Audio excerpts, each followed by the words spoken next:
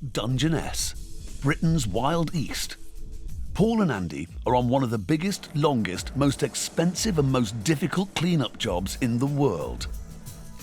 They have to get rid of this, the Dungeness A nuclear power station. The job? Remove over 500 tons of spent fuel in 54,000 fuel rods. The problem? It's radioactive. Handling could give you radiation sickness. If it isn't kept underwater, it will overheat or even catch fire. This is the world's most frightening grime, and it'll stay that way for decades. Job 1. Get the fuel rods out of the reactor. This is one of the actual fuel rods. Obviously this one's a dummy and is empty. There's 27,000 of these in each reactor. We have 2 reactors. Fuel rod facts. Inside, 10 kilos of radioactive uranium. Job: to make heat, which makes steam, which makes electricity.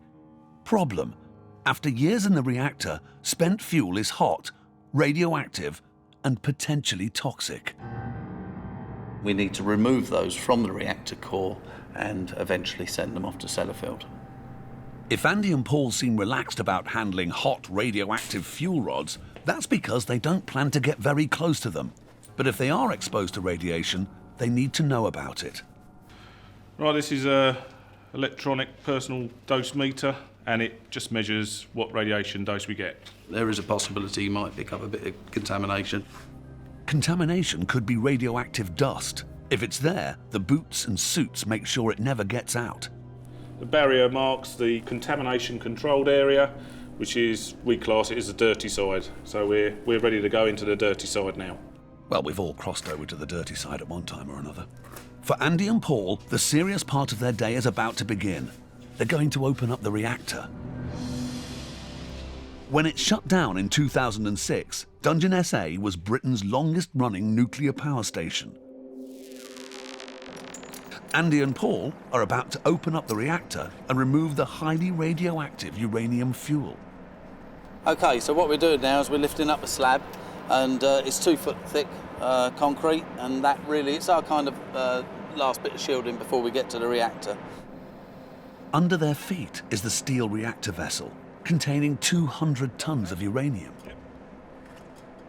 Today, Andy's drawn the short straw and gets to stand on top of a nuclear reactor. This is the standpipe assembly. This is where we actually go in to actually pull out the irradiated fuel. Of course, they're not literally going to go in and pull out the fuel. The fuel is handled by the charge machine, a robot crane that will pull out the rod and then drop it down a chute into the storage pond. Storage pond facts. Job: to cool fuel rods and shield operators from radiation. In the tsunami-hit Fukushima reactors in Japan, the big fear was ponds boiling dry and fuel rods catching fire, melting or exploding. Yeah, it was about 10 years ago when I first came down here, and it was a bit unnerving at first. There's very little dose down here now, so actually there's quite a nice breeze down here, so it's quite cool. When the reactor was running before 2006, it was anything but cool. Before, it used to be, if you had to go up to the top of the charge machine, you're in the 40s. That's how warm it was when it was running. Andy's preparing the reactor to receive the charge machine. Okay, down you go. They've done this thousands of times, and every time it's slow and careful.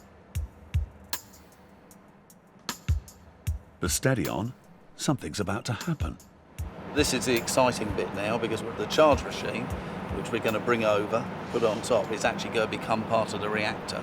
Once that's part of the reactor, then we can start to pull out the irradiated fuel. The spent rods have been inside the heavily shielded reactor vessel.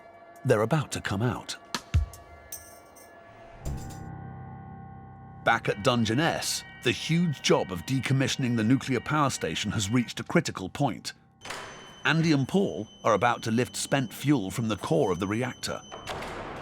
Packaged inside metal rods, the fuel is radioactive and toxic and has to be handled with care. A remote control grab lifts fuel rods from inside the reactor. Andy checks all's well by video link. So we're now coming up to the viewing zone, and here we've got the jaws. that are attached, and this is the first time we see the actual fuel element, and this is part of the spider, and you can see the actual fins now of the fuel element. Then they drop down chutes into the storage ponds. 20 foot of water keeps the rods cool and shields the workers. Spent fuel rods are more radioactive than fresh ones. From now on, all operations are underwater. As we're now discharging the fuel down, and everything is recorded. Next job, move the rod to a storage skip. The fuel's going to leave the building in flasks, but they're not the sort you'd use to keep your tea warm. Each flask weighs 50 tons, made of 14-inch thick steel. It's watertight, airtight, and it's been designed to survive an 80-mile-an-hour train crash. And to prove it, in 1984, they did just that. Crashed a train at over 80 miles an hour into a nuclear flask laying on the track, with its most vulnerable parts exposed. The flask survived without spilling its contents. The train didn't. The flask takes a shower. By soaking the paint with clean water, it won't absorb contaminated water from the pond. We're lowering the flask down into the flask loading bay. Then he'll take the flask right down to the bottom of the ponds. It's slightly caustic. I mean, you wouldn't want to go swimming in it, that's for sure. You wouldn't want to go swimming because A, at the bottom of the pond are a load of radioactive fuel rods, and B, the water is caustic to stop the fuel rods corroding. If that happens, radioactive sludge would form and build up on the bottom of the pond. And that's hard to get rid of.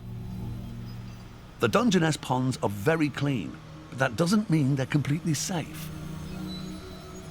Obviously the water's contaminated and there is a certain amount of radiation coming off from the ponds, but it's still well within safety limits. Finally, Paul lifts a skip of used fuel rods into the flask. Everything's got a number, so we know where everything is, and that's the most important thing. That's perfect, right in the middle. This is another 166 elements. We've got rid of 27,000 so far, and so 27,000 to go. Safely behind 14 inches of steel, the rods are about to make a journey. A 400-mile cross-country trip by truck and train. At Dungeness, the 50-ton flask of radioactive fuel rods is filled, sealed and tested. It's about to take a truck and train ride nearly 400 miles for reprocessing and storage. Here comes the transport. In charge of the truck are sisters Rebecca and Sarah Coleman. Today I'm the shotgun. Rebecca here's the driver. And it's basically just our responsibility to get the flask from site to the railhead and back again. You concentrate as much as you can with any load and you just get on with it. And I don't give it a second thought really. I mean, it's no different to driving my car really. Which means she must drive her car very slowly and carefully. It'd be embarrassing if something as simple as a flat tyre stopped the nuclear truck. just checking our air valves, tanks, making sure there's no gunk or anything in there. Right, this is the final check before it goes out. It's a reassurance monitoring check. I'm just rubbing over pretty much all the accessible areas of the flask I can get to. And that basically is a 100% tacky swab checks. A tacky swab is a sticky cloth that picks up any contaminated particles on the outside of the flask. As long as that comes up as a clean check, that's his lot then, and that's our last check. This one's clean and good to go. It's just a short drive to the private railway station. Then it's off to Sellafield, where some of the fuel will be reused. The waste will be placed deep underground. It could be there for thousands of years. When all the fuel's gone, the reactor will be sealed up for 50 years until it's safe enough for demolition to start. They'll remove the last brick in over 80 years' time. It's scheduled for the year 2098.